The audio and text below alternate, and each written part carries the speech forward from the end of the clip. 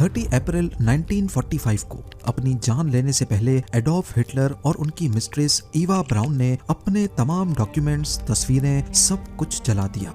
Hitler चाहता था कि उसके पीछे कुछ भी ना बचे। उस वक्त किसी को भी मालूम नहीं था कि हिटलर की मौत से पहले बंकर में क्या कुछ हुआ। लेकिन अब 70 सालों के बाद एक फ्रेंच ऑफिसर कमांडेंट रेमंड रोज, जो अब इस दुनिया में नहीं रहे, और एक प्राइवेट कलेक्टर की वजह से हिटलर के कुछ नए सियासी और जाती डॉक्यूमेंट्स सामने आए हैं।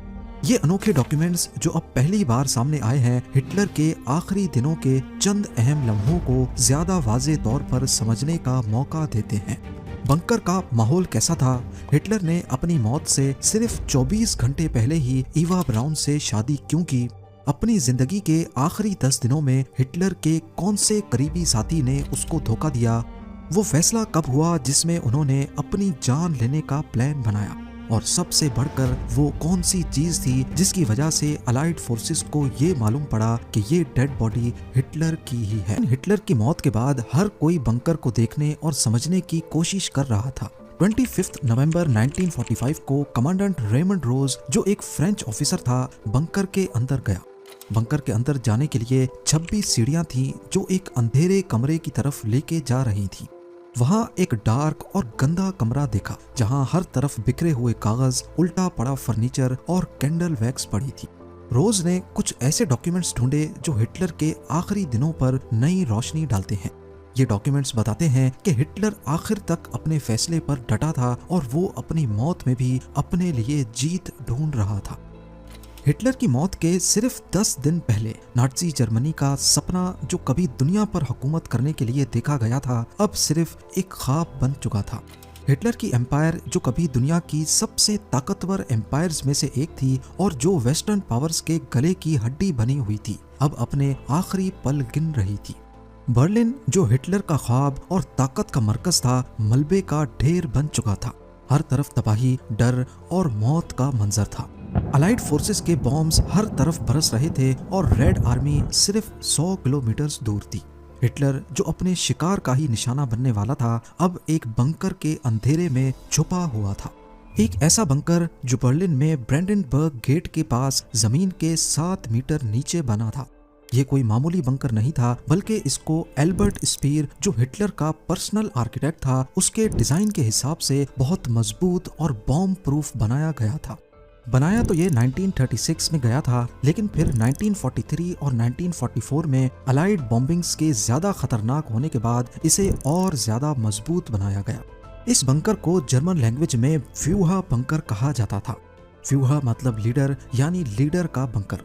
यही वो बंकर था जहां पूरी दुनिया पर अपनी हुकूमत का ख्वाब देखने वाला एडोल्फ हिटलर छुपा था, और यहीं पर इसने अपनी जिंदगी के आखिरी दिन गुजारे।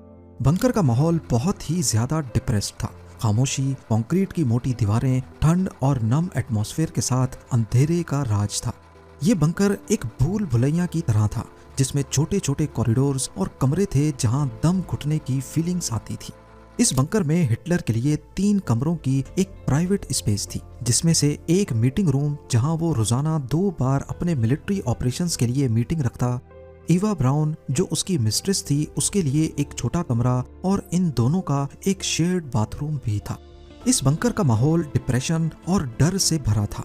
जमीन के नीचे होने की वजह से हवा के लिए एक मैकेनिकल वेंटिलेशन सिस्टम था जो हर वक्त शोर करता रहता था। ये शोर न सिर्फ जिस्मानी बेआरामी का बायस था, बल्कि यहाँ रहने वालों के लिए मेंटल टॉर्चर भी था। आखिरी 10 दिनों में हिटलर सिर्फ फिजिकली ही नहीं बल्कि दिमागी तौर पे भी टूट चुका था। इसको पार्किंसंस डिजीज यानी हाथ कांपने वाली बीमारी लग चुकी थी। वो अपनी इस बीमारी को छुपाने के लिए अपना उल्टा हाथ अक्सर जेब में रखता या फिर उसे ऐसे पोजीशन में रखता कि सामने वाले को पता ना चल सके। आखिरी 10 दिनों में उसका हाथ लगातार कांपता था और उसे चलने में भी मुश्किल होती थी।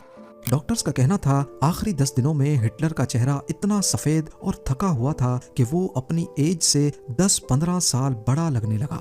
इन दिनों में जो भी ऑफिसर्स उससे मिलते वो उसकी गिरती हुई हेल्थ कंडीशन देखकर चौंक जाते थे। यहाँ तक के बंकर में मौजूद हिटलर का पर्सनल डॉक्टर थियोडोर मोरेल रोजाना उसे ग्लूकोज और विटामिन्स के इंजेक्शंस लगाता, लेकिन ये सब उसकी सेहत को सुधारने के लिए काफी नहीं था। हिटलर का अपने हाथ पर काबू खोना उसके गिरते हुए मोराल का सबसे बड़ा सबूत था। बंकर में रोजाना का रूटीन इंतहाई बोरिंग था। रोज सुबह एक मिलिट्री मीटिंग होती जिसमें उसके जनरल्स उसे बर्लिन के हालात के बारे में आगाह करते। बर्लिन पर से अपना कंट्रोल आहिस्ता आहिस्ता खोने की खबरें हिटलर को फ्रस्ट्रेट कर रही थी। हिटलर की नेचर में डिसट्रस्ट शामिल था, यानी वो किसी पर भी आसानी से भरोसा नहीं करता था। यही वजह थी कि अपने आखिरी दिनों में भी वो इस बात को लेकर परेशान रहता कि कहीं उसका कोई जनरल उसे धोखा ना दे दे, और हकीकत में भी आगे चलकर कुछ ऐसा ही हुआ। आखिरी दिनों में जब सब लोग बंकर से भागने की सोच रहे थे, तब ईवा ब्राउन ने हिटलर का साथ दिया। ईवा ब्राउन हिटलर की 13 साल पुरानी मिस्ट्रेस थी। उन दोनों की शादी तो नहीं हुई थी, लेकिन फिर भी वो हिटलर के साथ बंकर में ही रहती थी। एक्सपर्ट्स का कहना है कि बंकर में हिटलर के साथ रहना ईवा ब्राउन की ही जिद थी, और शायद हिटलर की कमजोरी की वजह भी यही थी। ईवा एक रोमांटिक और जज्बाती लड़की थी जो आखिर तक हिटलर के साथ रहना चाहती थी। ईवा के कुछ लेटर्स मिले जो उसने अपने दोस्तों को लिखे थे। इन लेटर्स को पढ़ने के बाद ही हिटलर और ईवा की प्राइवेट लाइफ का कुछ पता लग सका। ईवा की जिंदगी का मकसद ही हिटलर के साथ रहना था। अपने एक लेटर में उसने लिखा था कि ये जगह बहुत डरावनी है, लेकिन मैं यहाँ खुश इस वजह से हूँ क्योंकि हिटलर मेरे साथ है। बंकर के अंदर ईवा के दिन का रूटीन बहुत ही लिमिटेड था। वो अक्सर अपने कमरे में वक्त गुजारती थी, अपने फोटोग्राफ्स को अरेंज करती या कभी कभी हिटलर के साथ कॉफी पीती थी। लेकिन एक चीज जो उसके खत से समझ आती है वो ये है कि ईवा ब्राउन खुद को बहुत अकेली महसूस कर रही थी। ये खत सिर्फ ईवा की मोहब्बत और वफादारी नहीं दिखाता, बल्कि उसके अंदर का डर और अकेलापन भी दिखाता है। बंकर के बाहर के हालात की बात की जाए तो आखिरी 10 दिनों में बर्लिन एक जंग का मैदान बना हुआ था। अलाइड बॉम्बर्स हर दिन और हर रात बर्लिन पर बॉम्ब्स गिरा रहे थे।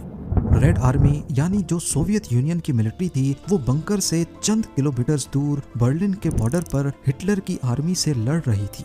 बेशक हिटलर की आर्मी के पास उस वक्त बर्लिन को महफूज रखने के लिए 900 टैंक्स और 5 लाख के करीब जर्मन सिपाही थे, लेकिन इस सब के बावजूद भी नाज़ी जर्मनी की फोर्सेस पिघल रही थी। हिटलर, जिसका यहाँ पर 1000 साल तक हुकूमत करने का सपना था, वो अब बुरी तरह नाकाम होता दिख रहा था।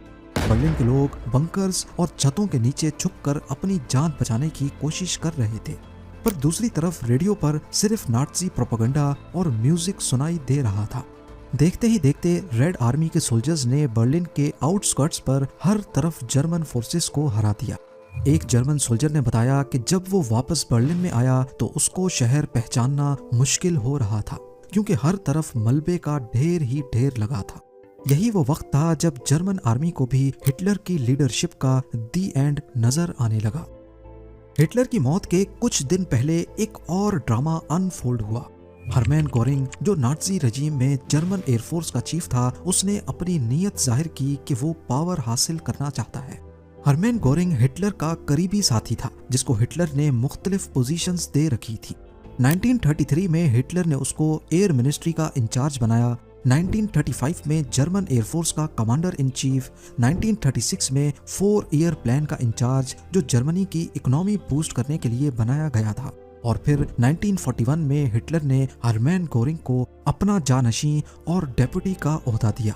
यानी हिटलर के बाद गोरिंग को ही कंट्रोल संभालना था। गोरिंग का मानना था कि हिटलर बर्लिन में फंसा हुआ है और अब लीडरशिप का कंट्रोल उसके हाथ में आना चाहिए। उसने हिटलर को एक टेलीग्राम भेजा जिसमें उसने ये लिखा कि अगर हिटलर अब और डिसीजंस नहीं ले सकता तो वो ऑफिशियली लीडरशिप ट्रांसफर कर दे।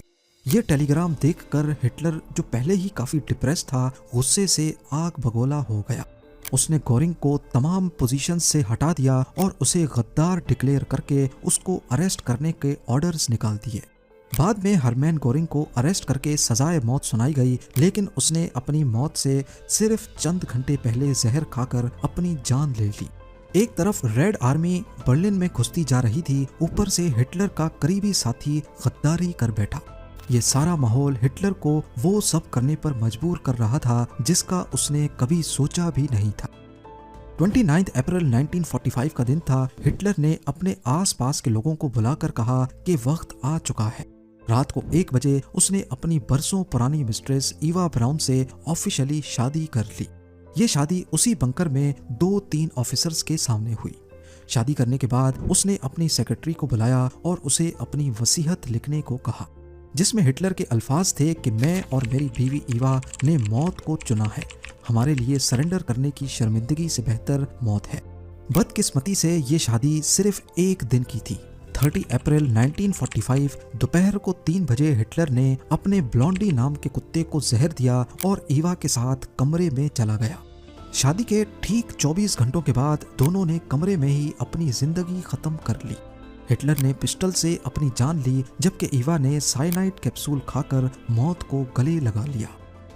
बंकर के स्टाफ को पहले से इंस्ट्रक्शंस थी, लिहाजा वो दोनों की बॉडीज को सहन में ले गए और उनको आग लगा दी।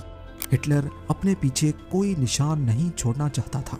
मौत से पहले उन दोनों ने डॉक्यूमेंट्स और अपनी तस्वीरें जलाईं और आखिर में खुद को भी जलाने का ऑर्डर दिया। ये सब जाहिर करता है कि हिटलर मरते दम तक भी अपने आप को अपने शिकार के हवाले नहीं करना चाहता था।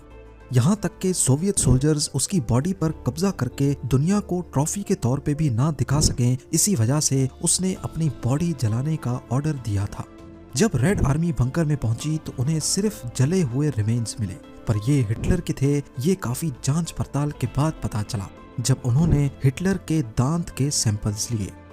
हिटलर को डेंटिस्ट के पास जाने से सख्त नफरत थी, लिहाजा उसने एक बहुत यूनिक सोने का ब्रिज बनवाया हुआ था जो उसके टूटे हुए दांतों को कवर करता था। इसी ब्रिज से हिटलर की बॉडी आइडेंटिफाई हो सकी।